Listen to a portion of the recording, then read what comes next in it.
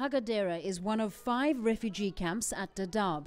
It houses 105,000 refugees.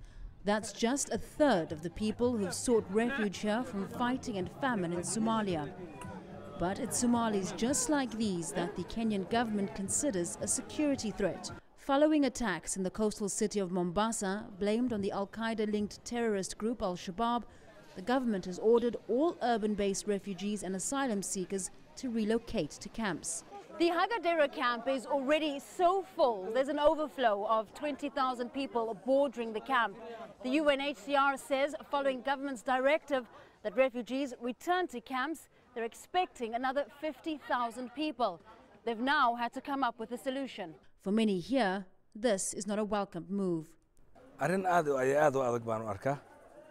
It's going to be very difficult. If we bring new refugees, the ones here already have no space. The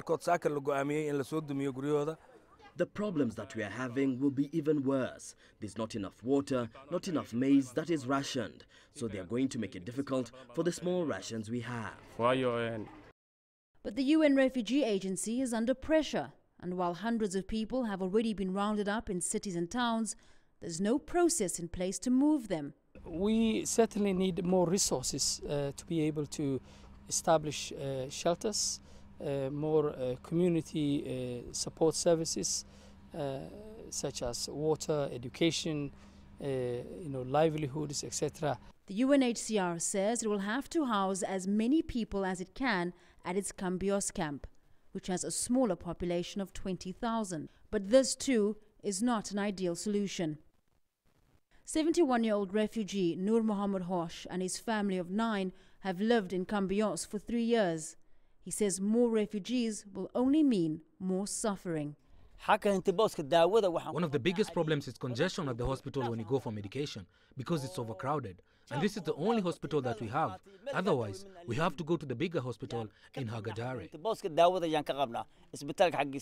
The UNHCR is now appealing to the government. UNHCR has already made a representation with the government to explain and request the government to reconsider its position again in relation to refugees with proper identification cards and who have been living peacefully. Despite the agency expecting a budget cut next year, it has to find a way to accommodate thousands of people who can't return home. Famida Miller, CCTV, Dadaab, Northern Kenya.